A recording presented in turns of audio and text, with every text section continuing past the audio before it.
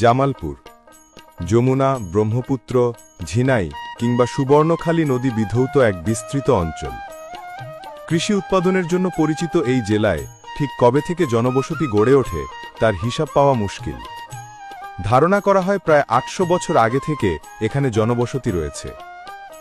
১২ শতকের সেন আমলে এই অঞ্চলে অনেক হিন্দুর বসবাস শুরু হয় এবং এই অঞ্চলের নাম হয়ে যায় সিংহজানি।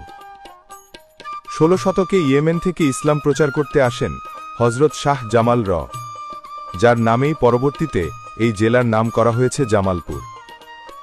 জামালপুর মহকুমার মর্যাদা লাভ করে ১৮৪৫ সালে এবং ১৯০০ সালের পর থেকেই এটাকে জেলা বানানোর জন্য আন্দোলন শুরু হয়। ১৯০৮ সালে এই মহকুমার প্রশাসক ছিলেন বাংলার বিখ্যাত রাজনীতিবিদ শেরে বাংলা একে ফজলুল হক। তার সময়েই জামালপুরকে জেলা বানানোর আন্দোলন প্রবল হয়। ১৯১২ সালে লর্ড কার্জন জামালপুরকে জেলা বানানোর ঘোষণা দিলেও তা কার্যকর হয়নি। শেষমেশ ১৯৭৮ সালে স্বাধীন বাংলাদেশের প্রথম জেলা তথা বাংলাদেশের ২০তম জেলা হিসেবে আত্মপ্রকাশ করে জামালপুর।